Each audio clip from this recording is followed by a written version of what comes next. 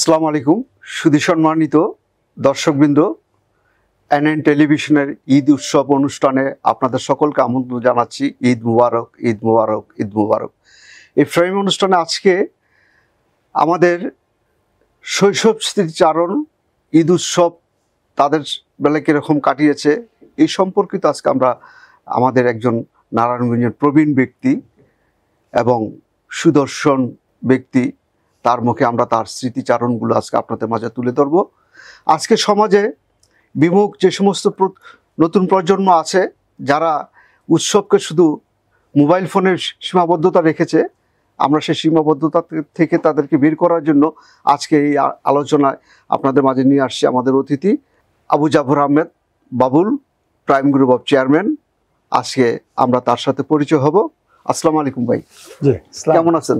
আলহামদুলিল্লাহ, ইনশাআল্লাহ। আপনাকে অনেক ধন্যবাদ আমাদের স্টুডিওতে আসার জন্য। দর্শকদের উদ্দেশ্যে আপনার শৈশবের স্মৃতিচারণ করবেন, যেন মানুষ এই জন্ম যারা আছে, যে প্রজন্মগুলো মোবাইলের শুধু সীমাবদ্ধ থেকে সময়কে নষ্ট করতেছে, তারা সে আনন্দ উপভোগ থেকে বিচ্ছিন্ন বলা যেতে পারে শুধু একটা মোবাইলের সীমাবদ্ধতার কারণে। এই সম্পর্কে আমরা আজকে আপনাকে নিয়ে আলোচনা করব।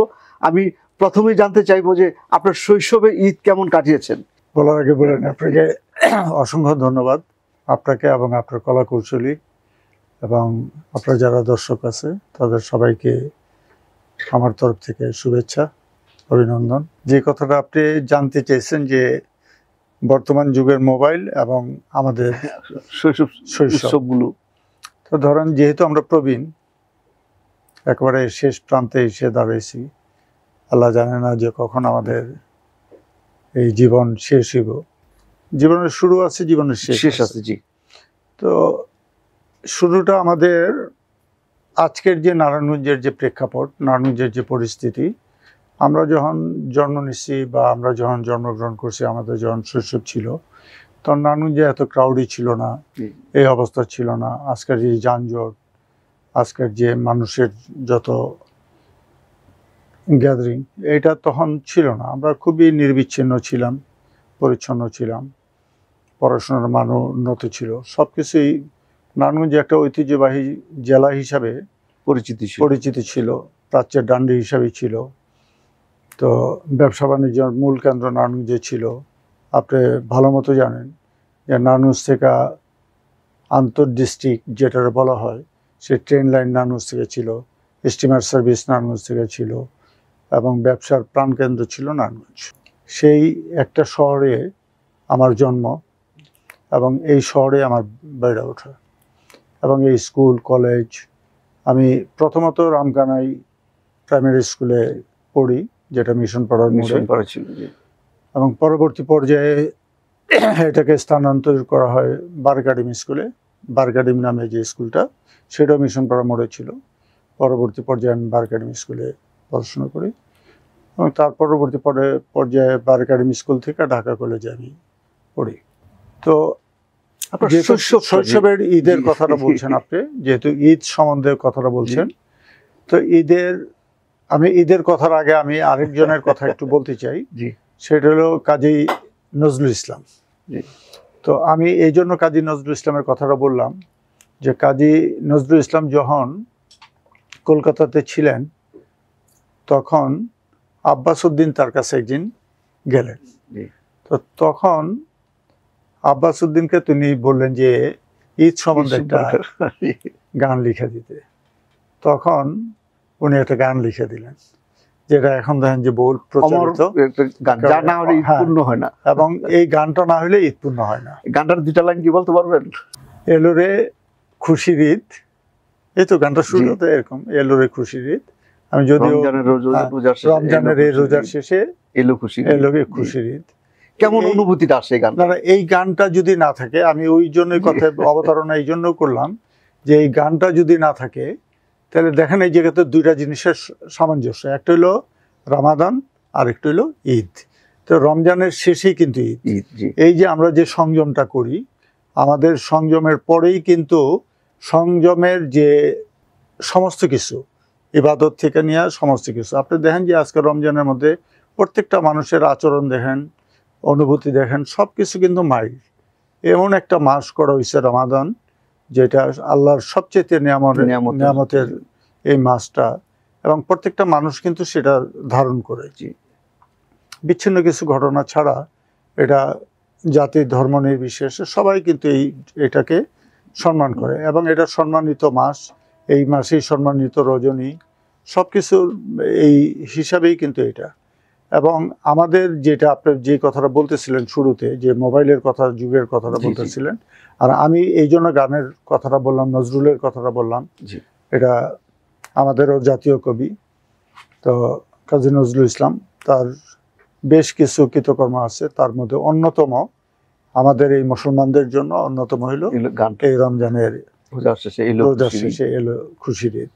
তো আমরা বেসিক্যালি তদানীন্তন সময়ে আমাদের চাহিদা খুব কম ছিল, পারিবারিক কারণে হোক, যেই কারণে হোক, চাহিদা কম ছিল।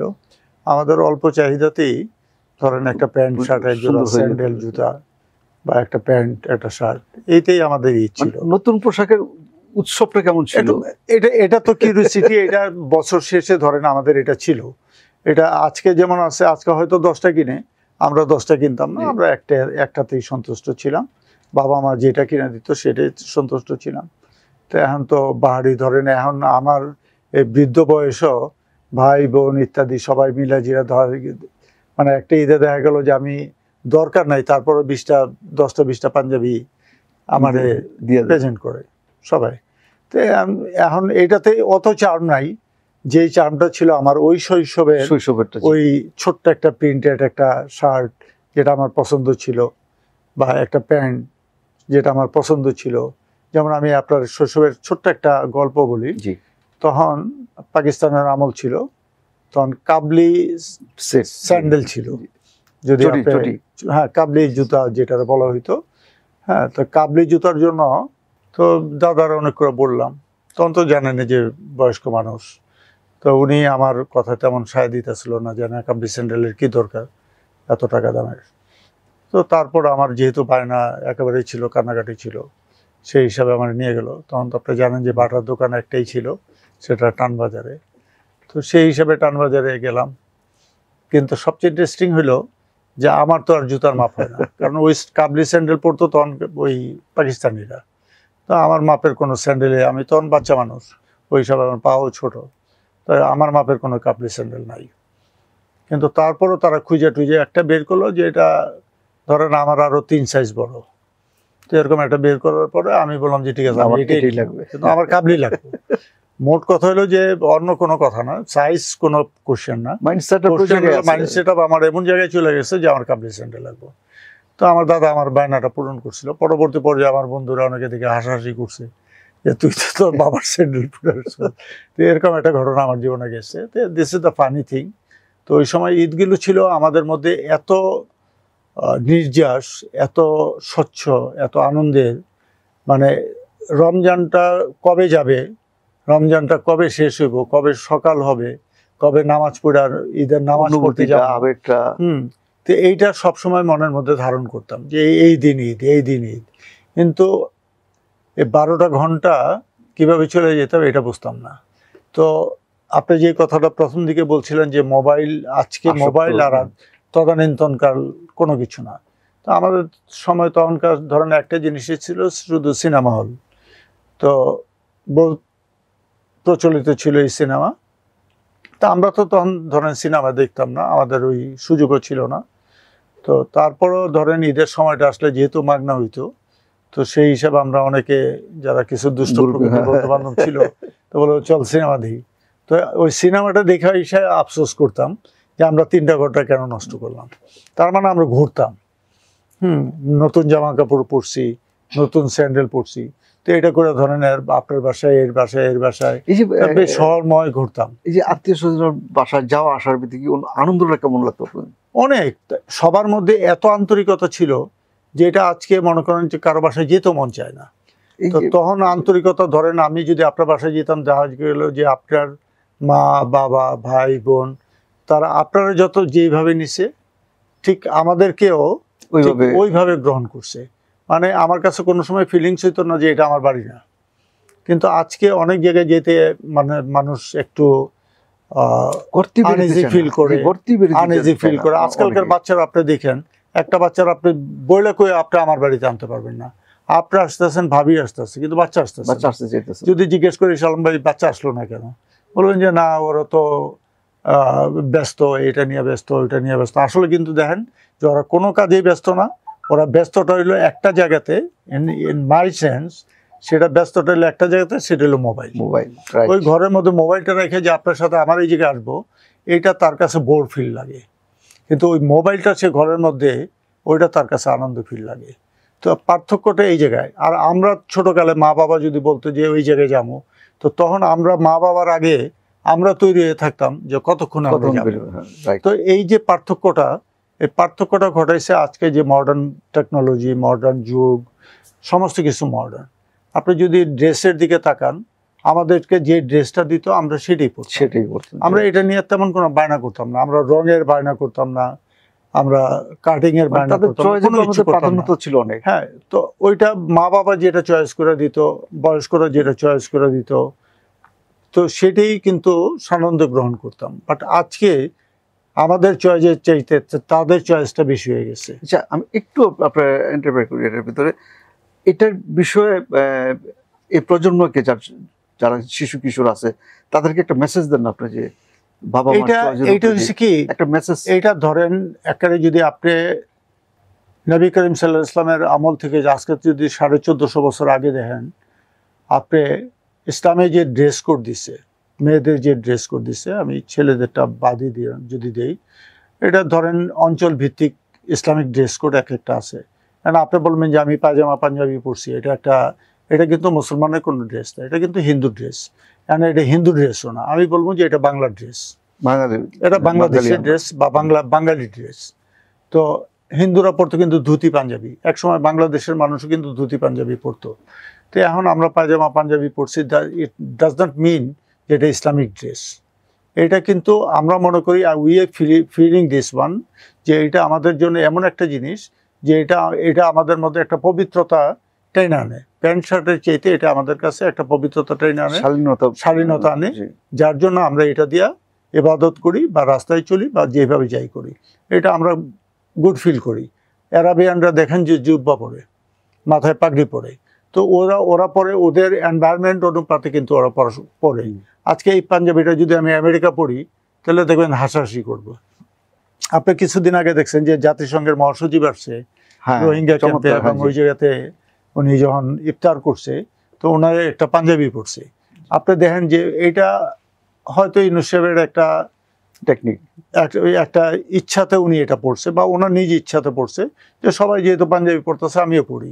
কিন্তু আমাদের পত্রিকা এবং অন্যান্য জায়গায় দেখেন ওনার পাঞ্জাবিটা নিয়ে কিন্তু অনেক আলোচনা।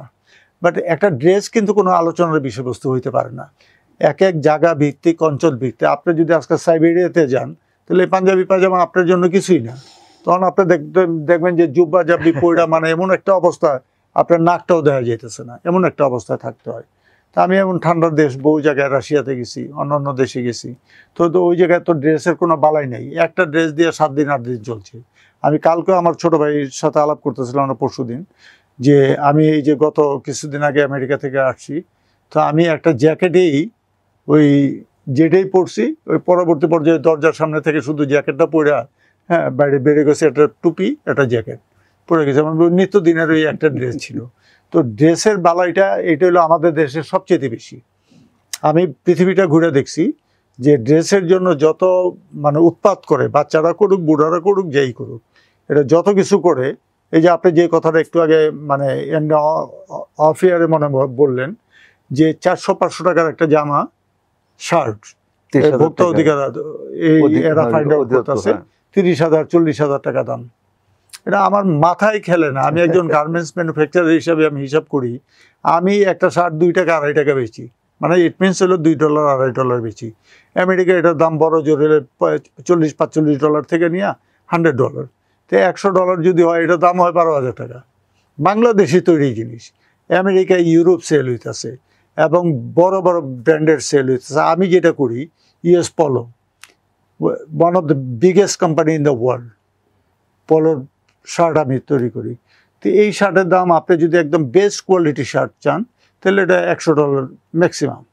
তো $100 যদি হয় কত, 11,000 12,000 টাকা, 11,000 টাকা। অথচ আমি এই জায়গায় বানাইতেছি $2 3 টাকা, আর $3 $4 ম্যাক্সিমাম। হ্যাঁ, একেবারে কাপড় থেকে নিয়ে অল কস্টিং, আমার মজুরি থেকে নিয়ে সমস্ত কিছু। তো এই অবস্থাতে এই বাংলাদেশে একটা দোকানে 30,000 টাকা একটা শার্ট কোন পাগলে কিনে, কোন টাকায় কিনে, এটা বোধগম্য হয়, এটা আমার বোধগম্য হয় না। তো এখন ওই জন্য ধরেন যদি একটা ভদ্রলোকের, আমার যদি ধরেন এই সেন্সটুকু না থাকে যে আমি কেন 40,000 টাকা দিয়ে এই শার্টটা কিনতেছি, তাহলে কেন আমার বাচ্চারা আমি 10,000 20,000 টাকা দিয়ে কিনে দেবো না? এখন আমরা এই যে পয়সার অপচয়। আমরা একটু ভিন্ন একটা প্রসঙ্গে আসি, যে আপনার শৈশবে কি খেতে ভালোবাসতেন ঈদের সময়? এটা তো ধরেন আজকে যত কিছু আছে, যত উপকরণ আজকে আছে, খাওয়ার যত উপকরণ আছে, আজকে তো আমরা আপনার শৈশব, না, আমি বলতেছি আজকে যত উপকরণ আছে আপনি ভালো মতো জানেন যে ওই সময়কালটাতে এত উপকরণ ছিল না। হ্যাঁ, এত রেসিপি ছিল না। আপনি টেলিভিশনের রেসিপি দেখায়, আপনি মোবাইলের রেসিপি দেখায়, রেসিপির কিন্তু অভাব নেই। ওই যে কাকা চৌধুরীর রেসিপিও দেখছেন, তো আমার মা বাবা কিন্তু ওই রেসিপি জানতো না। হ্যাঁ, নর্মালি যেটা আমাদের দেশের কালচার ছিল, অঞ্চল ভিত্তিক কালচার বলি, তো বিক্রমপুরের কালচার হিসাবে আমি যেহেতু বিক্রমপুরের একজন, আমার মা বিক্রমপুরের, সেই হিসাবে বিক্রমপুরের রান্নাবান্না একটু অন্যরকম ছিল, পিঠা টিঠা একটু অন্যরকম ছিল, এবং অনেক কিছু একটু অন্যরকম ছিল। বিশেষ করে অন্য অঞ্চলের চাইতে বিক্রমপুরের রান্নাবান্না খাওয়া দাওয়ার স্টাইলটা একটু ভিন্ন ছিল। তো ধরেন অন্য জায়গায় যদি 2টা তরকারি পাক হইতো, আমার বাসায় ধরেন 3টে হইতো, বড় জোরে এতটুকু হইতো। তো এখন তো রেসিপি আপনার টেবিল ভরে যায়। আগে দেখলাম যে আপনার যে ওই ঈদের সময় ফিন্নি, এটা পিঠা থাকতোই একটা। হ্যাঁ, ওই যে ফিন্নি পিঠা, ওই পিঠাটা থাকতোই, মানে 3টা 4টা আইটেম। এখন আপনি যান, এখন দেখবেন যে 20টা আইটেম আছে। অন্যান্য ডাবের পানি দিয়ে একটা আইটেম করে যেটা একদম সলিড হয়ে যায়, আমি জানি না হাউ টু ডু ইট। তো এইটা আমি দেখি যে বিভিন্ন তরমুজের করে বিভিন্ন আইটেম দিয়ে দেওয়া গেল, যে এরকম ফ্রিজের মধ্যে রাখা বিভিন্ন রকমের করতেছে, ভ্যারাইটিস টাইপ অফ আইটেম। তো এখন আইটেমের শেষ নাই। আপনার শৈশব আর বর্তমান অবস্থাটা, পার্থক্যটা আপনি কিভাবে দেখেন? না, এখন পার্থক্যটা অনেক যোজন পার্থক্য। সেই পার্থক্যটা সেটা যদি বলা চলে, সেটা আমি তো আপনাকে বললামই যে তখন ছিলাম আমি একা। তো এই জায়গায় আমি যদি একটা গল্প, যদি আপনার আমার একটু সময় দেন, তাহলে আমি একটা গল্প বলি। যদি ধরি এটা আমস্টারডামের একটা গল্প, সেটা হলো মানুষে যখন আল্লাহ হায়াত দিল, তখন মানুষের প্রথম হায়াত দিল 25 বছর। বলো যে তোমার হায়াত 25 বছর। তো মানুষ আবদার করলো যে না, 25 বছর আমার হবে না, আমার আরো বাড়ায় দাও। তখন আল্লাহ তারা ফেরেশতারা বললো যে ঠিক আছে, মানুষ যখন আবদার করছে তুমি তারা আরো কিছু সময় বাড়ায় দাও। তো কোত্থেকে বাড়াইবো? বললো আল্লাহ আমি তো সব ডিস্ট্রিবিউট করছি, কোত্থেকে দেবো? বললো যেই জায়গা থেকে পাঠাও দাও। তখন আল্লাহ কি করলো, ওই ফেরেশতা গাধা থেকে খুঁজে পেলো। বললো যে আল্লাহ আমি তো গাধা থেকে কিছু পাইছি।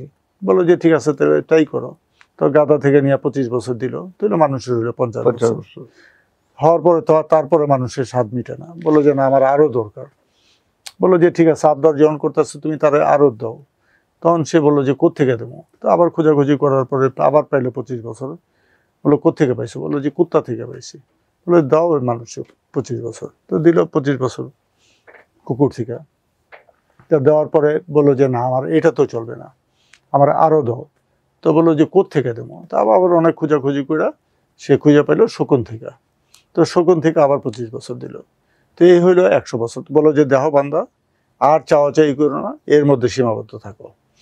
তো এখন আপনি যদি এইটারে অ্যানালাইসিস করতে যান, তাহলে দেখেন যে আপনি আনটিল ম্যারেজ 25 ইয়ার্স, এটা দেখেন আপনি যদি শৈশব বলেন, কৈশোর বলেন, যাই বলেন, এটা আপনার একটা ব্যক্তিগত জীবন। এটা আল্লাহ প্রদত্ত প্রথম যে জীবনটা আপনার, এটা কিন্তু আপনার নিজস্ব জীবন। আপনি তারপরে আসেন আপনার হাওলাত করা জীবন। আপনি যদি এবার আপনার আসেন মানে বর্ধিত জীবন যেটা দেওয়া হইলো, তাহলে প্রথম জীবনটা দেওয়া হইলো আপনার গাধা থেকে। তাহলে আপনি বিয়ে করলেন, আপনার সন্তান হইলো, তখন আপনার কাজে নামতে হইলো, তখন আপনার গাধার মতো খাটতে হইলো। এই গাধার জীবন আপনি পার করে যখন 50 অতিক্রম করলেন, তখন আপনার শুরু হইলো কুত্তার জীবন, মানে কুকুরের জীবন। তখন আপনার ঘরে বসে থেকে আপনার ছেলে কই গেছে, আপনার মেয়ে কই গেছে, বউ কই গেছে, এ কই গেছে, নাতি কই গেছে, পোলা কই গেছে, এটা দেখবেন যে ওই আচরণটা, কুকুরের যে আচরণটা আছে সেই আচরণটা করা শুরু হয়। খোঁজাখুঁজি, এই তুমি কই, তুমি কই, ঘেউ ঘেউ, সবার সাথে মানে সেই আচরণটা চলে আসে, আচরণ কুকুরের আচরণ চলে আসে। কুকুরের আচরণ শেষ হলে তাদের জীবনটা যখন আবার গড়ে যায়, তখন দেখবেন আপনার নিজের জীবনটা এসে পড়ে শকুনের জীবনে। তখন শুধু একটা জিনিসই থাকে, মৃত্যুর অপেক্ষা ছাড়া আর দ্বিতীয় কোনো জিনিস থাকে না, যেটা আমাদের প্রায়ই কাছাকাছি। তো শকুনের আচরণে এমন হয় যে কেউ যদি আমার সামনে দিয়ে হাইটে যায়, তো জিজ্ঞেস করি যে কোকাই কী ব্যাপার, কেমন আছেন, শরীরটা ভালো আছে? তো শরীরটা ভালো আছে মানে শরীরটা খারাপ আর ভালোর মধ্যে হইলো তফাৎ হইলো একটা, সেটা হলো মৃত্যু। যে আপনার বাবা কি বেঁচে আছে, আপনার মা কি বেঁচে আছে, দেখবেন যে তখন ওই আমলটাতে আর কোনো প্রশ্ন থাকে না। তার মানে নিজের মধ্যে একটা ভীতি থাকে যে আমি কখন মারা যাব, বা কে মারা গেছে, আমার সমবয়সী কে মারা গেছে, আমার প্রতিবেশী কে মারা গেছে, কে আছে না আছে ইত্যাদি। তো এইটা হইল জীবন। তা আপনি যেটা জিজ্ঞেস করছেন যে বর্তমান জীবনটা কেমন আর শৈশব আর এটা, তা আমি একটা উদাহরণ দিয়ে আপনার এই কথাটা বললাম।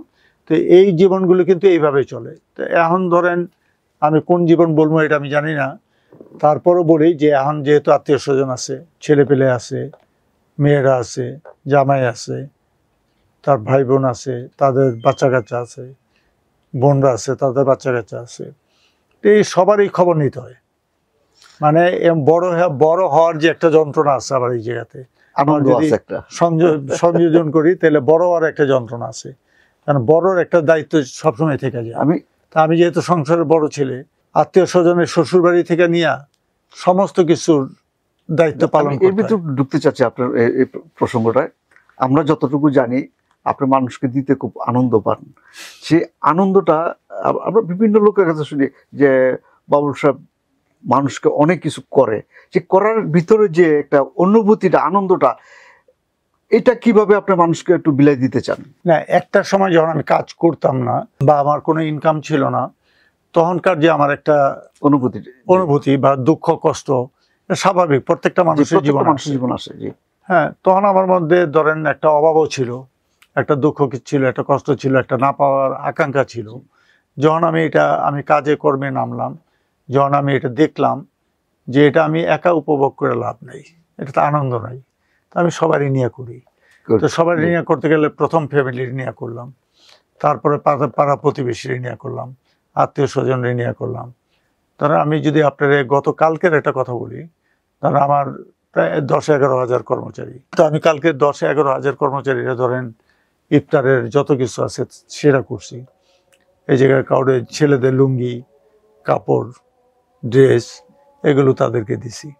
আমি আজকে সকাল পাইছি এগুলো আমি দিছি। তারপরে ধরেন আমার স্টাফ যারা আছে, তাদের ওয়াইফ যারা আছে, হ্যাঁ, তাদেরকে একটু ভালো ধরেন আপনার ভাবি এই কাজগুলো ম্যাক্সিমাম করে। হ্যাঁ, যারা পরিচিত আছে, আত্মীয় স্বজন আছে, বন্ধু বান্ধব আছে, বন্ধু বান্ধবের ওয়াইফ আছে, এগুলি যারা আমার খুবই রিলেটেড ঘনিষ্ঠ, হ্যাঁ, তাদেরকে আমার ওয়াইফে এটা কোনো সময় উনি এটা ওনার দায়িত্ব, উনি এই চর্চাটা উনি করেই। রমজান ভরে উনি এটা কারে বাদ পড়লো, এটাও মনে হয় যে ওনার মাথায় এটা সবচেয়ে বেশি বাজ পড়ে, যে কেউ যদি বাদ পড়ে যায়, এটা ওনার মেমোরিতে কেমনে থাকে আমি জানি না। আজকের সকাল 11টার দিকে বেতা ভাই যখন একজনের সাথে কথা হইতেছে যে আজকে অনুষ্ঠানে আপনার আমাদের অতিথি আসতেছেন, তখন বলো যে মনে হয় না যে আপনাকে সময় দিতে পারবেন, কেন উনি তো কালকে এই বৃহত্তর একটা কাজ নিয়ে ব্যস্ত ছিল, আজকে মনে হয় না যে পারবেন, কেন আমার সাথে কথা হয়েছে। তো এই যে বিষয়গুলো আমরা চাই যার যতটুকু আছে আসুক, মানুষের মাঝে এগিয়ে আসুক।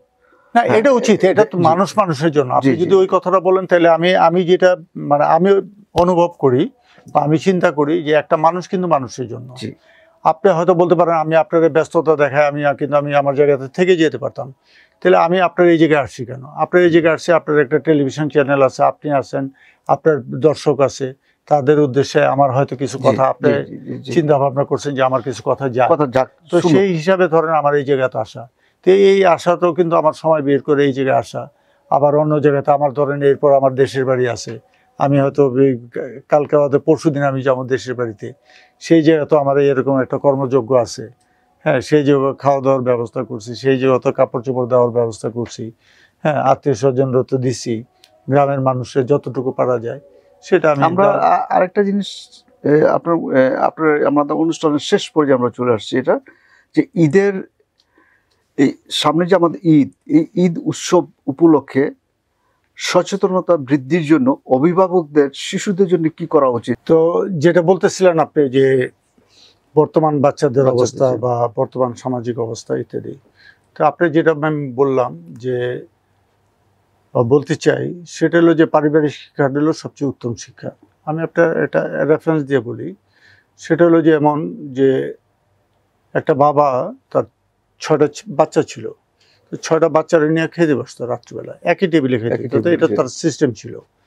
তো ওই খাওয়ার আগে সারাদিনের কর্মযোগ্য হিসাবে বাবার একটা গল্প বলতে হইতো যে কী করছে। তো যে বলতে পারতো সে তো রিলিজ, যে বলতে পারতো না তার শিখা না আসা পর্যন্ত খাওয়া দিত না। তো এই যে অনেকে অভুক্ত থাকতো, তো পরে সব ভাই বোন মিলে চিন্তা করলো যে আমরা বিকালের মধ্যে একটা বিষয়বস্তু ঠিক করে নেবো যেটা বাবা প্রশ্ন করলে সেটা। তো এরকমভাবে মনে করেন যে তারা বিকালে শিখা নিত, সেটা ধর্মীয় হোক, সামাজিক হোক, আবেদনিক হোক, সেই জিনিসগুলো তারা শিখা নিত। কারণ বাবা কোন প্রশ্ন করব এটা তো জানতো না। তো ওরা যেহেতু ওই শিক্ষাটা তখন থেকে যে শুরু হয়েছে, আপনি ছোটোকাল থেকে যদি একটা বাচ্চারা আপনি প্রপারলি এডুকেশন দেন, শিক্ষা দেন, শিক্ষা বলতে দুইটা জিনিস, একটা হলো আবেদনিক শিক্ষা আর একটা হলো বাস্তবসম্মত শিক্ষা। পারিবারিক এই যে উনি যে মানে আমাদের পেছনে যে ক্যামেরা আছে যে পরিচালিত করতেছে, হইতে পারে সে আবেদনিক শিক্ষা তার মধ্যে নাও থাকতে পারে, তো তার মধ্যে যে কারিগরি শিক্ষা আছে সেটা কিন্তু শিক্ষা। আমরা যখন স্কুলে পড়ি তখন এটার প্রথম বলা হয় কিন্তু প্রাথমিক বিদ্যালয়, তারপরে উচ্চ মাধ্যমিক বিদ্যালয়, বিশ্ববিদ্যালয় ইত্যাদি এইভাবে। তাহলে বিদ্যালয় থেকে বেরোয় আমরা তো বিদ্যান হই, আমরা শিক্ষিত হই না। তো শিক্ষাটা আমরা কোত্থেকে পাবো? তো বিদ্যা থেকে যদি আমরা শিক্ষা গ্রহণ না করি তাহলে আমরা শিক্ষাতে পাবো না। তো বর্তমান যুগের যে কথাটা বললেন সেটা হলো যে আমাদের শিক্ষাটা যদি চলে যায় মোবাইলের মধ্যে, তাহলে মোবাইলের মধ্যে কিন্তু ভালো খারাপ দুইটাই আছে। তাহলে আপনি কোনটা নেবেন? তাহলে আপনি যদি সেই রাস্তাটা তাকে শিখায় না দেন, তাহলে সেই রাস্তার মধ্যে সে ট্র্যাকে তো চলবে না, উইদাউট মিসট্র্যাকে চলবে। যদি তাই না চলে, আপনি 2 দিন আগে দেখছেন যে একজন উপদেষ্টা বলছে যে বাংলাদেশে পর্নোগ্রাফি বন্ধ করতে। তাহলে পর্নোগ্রাফি আসলো কোথেকে? তার মানে মোবাইলে পর্নোগ্রাফি দেখা যায়। তাহলে আপনি যদি সেটার অ্যালাউ করেন তাহলে তো বাচ্চা মিসগাইডেড হইব। এই যে আজকে ধর্ষণের কাহিনী, নানাবিধ কাহিনী এগুলো শোনা যাচ্ছে, কেন যাচ্ছে? তো এটার এই অবক্ষয়টা তো এই জন্য। তা আপনি এটার জন্য নীতিমালা করা দরকার, পারিবারিকভাবে এটারে বিচ্ছিন্ন করা দরকার। আপনি কোন এজ পর্যন্ত একটা ছেলেরে বা একটা বাচ্চারা আপনি ফোন দিবেন এবং সেই ফোনটার কার্যকারিতা কী হইব, সে ঘুমানোর আগে তার ফোনটা কি থাকবে, এই মনিটরিংটা যদি আপনি না করেন তাহলে আপনি ঠিক রাখতে পারবেন না। আমরা আরেকটু বিষয় হচ্ছে যে আমরা অনুষ্ঠানের শেষ পর্যায়ে চলে আসছি, আপনারা যদি দর্শকের উদ্দেশ্যে এই ঈদ সম্পর্কে এবং ঈদের শুভেচ্ছা বিনিময় করতেন আমাদের চ্যানেলের পক্ষ থেকে। না, অবশ্যই সবাই ঈদ মোবারক, ঈদের শুভেচ্ছা আমি এবং আমার পরিবারের তরফ থেকে, নারায়ণগঞ্জবাসীর তরফ থেকে আমি সবাই ঈদের শুভেচ্ছা জানাচ্ছি। এবং রমজান যে চলতেছে, রোজা যে চলতেছে, বা আমরা যদি বলি যে সংযমের মাস, সেই সংযমের মাস চলতেছে, পবিত্র মাস চলতেছে, আর কয়েকটা দিন বাকি আছে ঈদের। তা আমরা সবাই মিলে খুব সুন্দরভাবে এই নতুন স্বাধীন বাংলাদেশে আমরা সবাই সুন্দরভাবে ঈদ উদযাপন করব। এটা আমি আশা করি যে সবাই শান্তি শৃঙ্খলা বজায় রাখবে এবং সবাই ধৈর্য সহ্য সহকারে রোজা শেষে আমরা ঈদ পালন করব এবং একসাথে সবাই আমরা আবার সেই নজরুলের গান গাইব যে এলোরে খুশির ঈদ, রমজানের রোজা শেষে এলোরে খুশির ঈদ, যেটা আব্বাস উদ্দিন সাহেব এই গানটার প্রথম গাইছিলেন।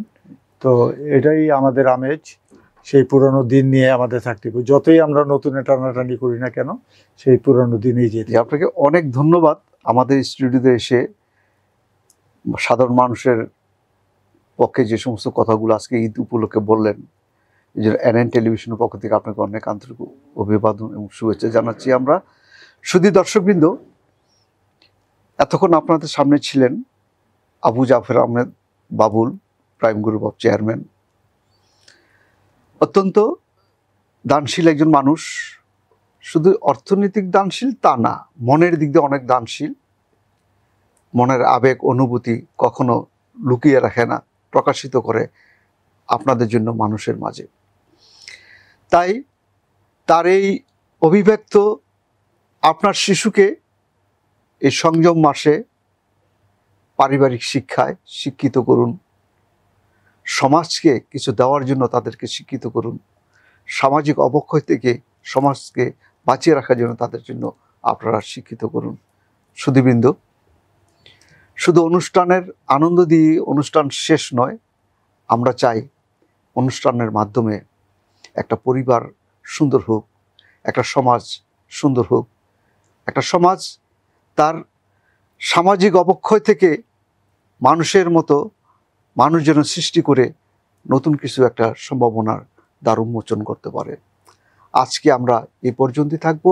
এনএন টেলিভিশনের প্রেম অনুষ্ঠানের মাধ্যমে আমি আবারও আমাদের অতিথিকে আজকে শুভেচ্ছা জানাচ্ছি এবং ঈদ মুবারক।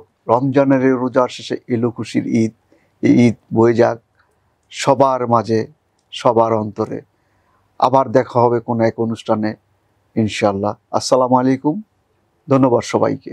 আসসালামু আলাইকুম। ধন্যবাদ, আপনাকে ধন্যবাদ আমাকে এই জায়গায় ডাকার জন্য।